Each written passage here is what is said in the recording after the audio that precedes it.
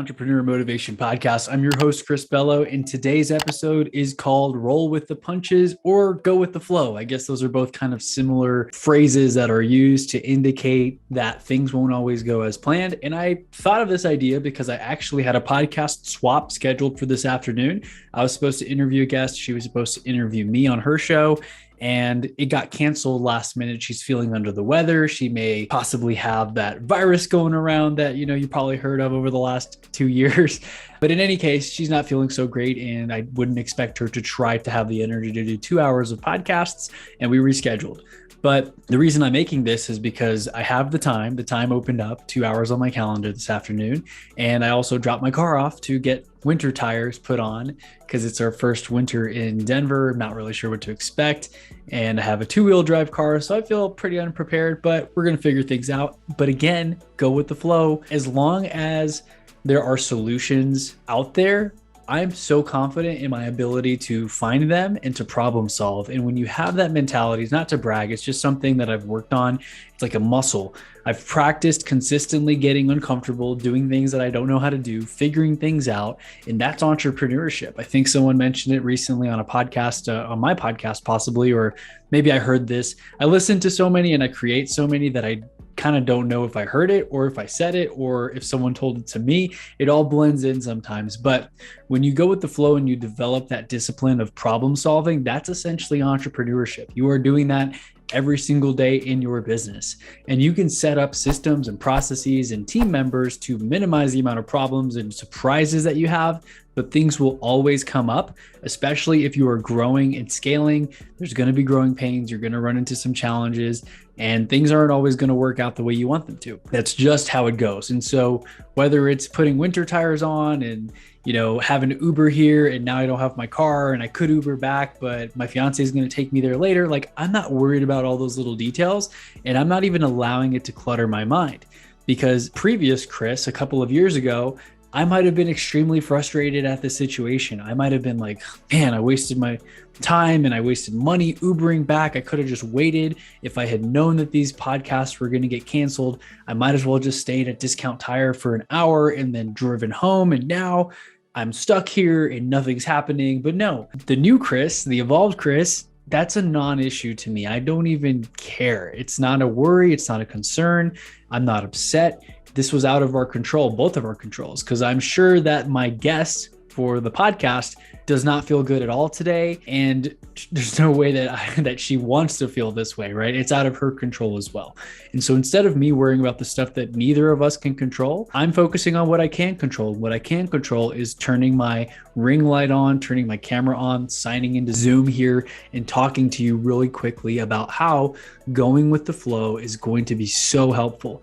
There's something on my vision board, and I've actually changed my vision board. I used to have it as my computer wallpaper. I have since updated that to a Lamborghini because that's kind of my next toy on my list of something that I want to get. And if you're looking here, I have a little toy car Lamborghini that I purchased because it sits here on my desk and stares me in the face. But let me pull up my vision board real quick. I have it saved on my phone and I do review it every single day in the morning. But there is a cool quote from Jeff Bezos or however people pronounce it, tomato. And I have it on my vision board and it says, be stubborn on vision, but flexible on details. Again, be stubborn on vision, but flexible on details. And why I'm mentioning that is because when you know what your vision is and what you want, what your goals are, you can be stubborn. Keep that in sight. Don't change your vision. Keep it in focus. But maybe the strategies, the roads that you take to get to that vision, those can change a little bit. Maybe that first route that you start to try or the first method of approaching those goals is not quite working, or you continue to fail. You test, you tweak, you implement, you reiterate. You go through these different iterations, right? When you're heading down towards that goal, whatever it is, or goals, plural, you're not exactly sure how you're going to get there. But when you're flexible on the details of how you get there, the plans can change slightly. The goals remain the same, but maybe how you approach it changes. So in today's example, I had the whole intention of coming back here. I had 3 podcasts in the afternoon. I did knock out one. I got to connect with a friend, and you probably just listened to that episode if you're listening to these in order with Brian Driscoll. But if not, feel free to listen to this, listen to that. You can listen to any order that you please. But then I had 2 other podcasts scheduled, which of course got rescheduled and canceled kind of at the 11th hour type thing, an hour before the first recording. Going with the flow, though, has allowed me to just say, let me create some content. I'm going to catch up on some other work and some emails. My day was a little bit jam-packed already as it is because of all these different appointments. And so looking at it from the positive note, my calendar's opened up a little bit where I have a little more breathing room. I don't have to be so rehearsed and I don't have to speak for a whole 2 more hours about different things, productivity and mindset and all the stuff that I like to share on other people's podcasts, as well as asking good questions to my guest on my show. Because sometimes that's pretty challenging, is just going with the flow when you're having a conversation, going on the fly, asking good questions, adding value, especially when you're kind of tired or you're feeling a little fuzzy, or, maybe you've got a lot on your mind. Like I was a little bit scrambled earlier, I think, with my call with Brian. Hopefully that episode was still good. But sometimes I find myself maybe thinking about too many things, or just not worrying necessarily, but not focusing on the present moment, which is something I keep coming back to in many episodes. Be intentional, be focused in the present moment 100%. Wherever you are, be there, right? Don't be somewhere else. Don't be thinking about it, because a lot of people do this when they're working, they're grinding, they're hustling. They feel guilty because they're not spending time with their family. And when they're with their family, they feel guilty because they feel like they're not getting enough work done. But you need to have that balance in your life where you're kind of going with the flow. You're okay with getting a couple things done for work, but you also don't want to miss your kid's soccer practice or band practice or cheer practice or whatever it is that your kids do or your family. And you've got to have that balance, because if you go too much one way or the other, then what's the point, right? You're sacrificing relationships for the sake of your job, or you're sacrificing your job for the sake of having fun all the time, right? There's got to be balance, everything in moderation. But that's today's message, is just be flexible on the details, but firm with your vision. Whatever that quote is that I read earlier, have that vision in mind and don't bend on that. If that's what you want, if that's what you really want to strive for, don't change the vision, don't change those goals. But you can be flexible with the actual details and the actual plan that you use to get there. And so for me, I shared this on my Instagram story. If you follow me, you may have heard this or seen it, but if not, let me just recap it real quick. So I do use a scorecard. I track how many activities I do every single day, and I give myself various points based on the activities. So for podcasting, whether I go on a show or I interview someone, I'm giving myself 2 points per episode. And so today, if I were to do the podcast swap, me go on her show, her come on my show, and the interview with Brian, I would have given myself 6 points. Because the podcast swap is not happening, that's 4 points that I'm not going to give myself credit for. It's not my fault. It's outside of my control. It's not really her fault either, because I don't think she wanted to get sick. Stuff happens, right? But I still don't want to give myself credit for stuff that I did not do. But no worries. I updated my spreadsheet. I opened it up. I deleted the podcast for today because I'm not quote unquote earning those points. And I'm just going to do other stuff, right? I can give myself a point for making the social media post. I already did that earlier today. Maybe I'll make another and give myself another point. Maybe I'll engage or interact with 30 people on social media and give myself a point for that. So far, I've been doing tally marks for that. I try to do 30 touches, whether I'm replying to stories or commenting on posts or anything like that. And 30 touches gives me 1 point on my scorecard. That's just what I decided, right? I want to make sure it's meaningful enough to actually have enough impact on others, not just giving myself 1 point per story reply, for example. And this can be different for you. Maybe for you, 50 touches is 1 point or 20 touches is 1 point.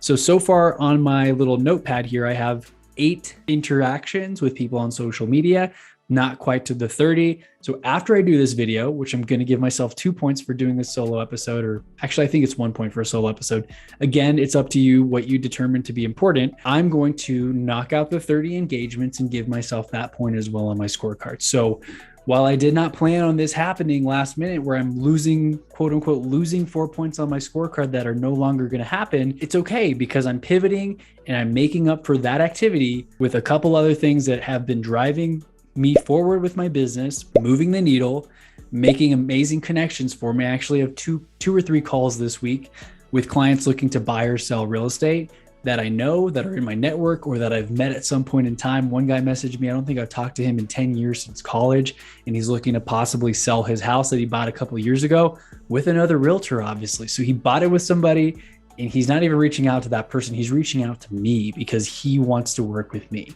And so when you're putting your content out there, you're doing your thing, trust me, it may not always feel like people are watching. It may not always feel like you're getting momentum, but they're watching. They're seeing if you're going to stay consistent with what you do, if you're going to follow through with what you said you're going to do, if you're going to actually update that business page that you told everyone to go like, that most people stop updating after 2 weeks. That's what they're looking for. And if you're consistent for a long enough period of time, they're going to reach out to you. You're going to be seen as the expert, as trustworthy, as someone who knows what the heck they're talking about. And let me just read that one message. It came through on LinkedIn. And again, I really recommend you're on multiple platforms, because if you're not, you are missing out.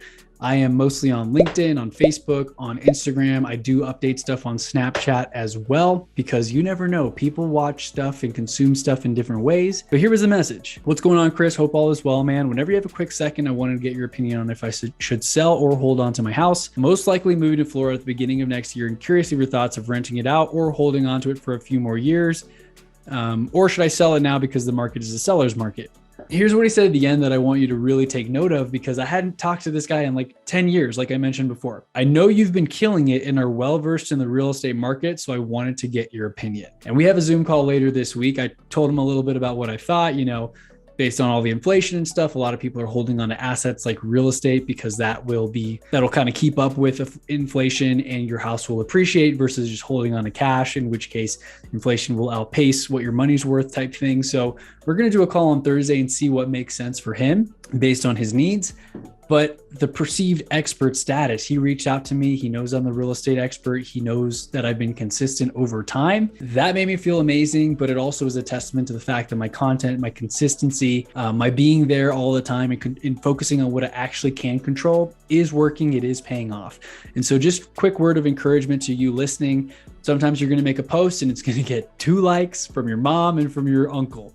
And another time you're going to make a post and it's going to be like no likes at all. Don't delete it. Don't worry about it. Keep on posting. Stay consistent. Even me, I passed 1 million podcast downloads. I sometimes post stuff on Facebook.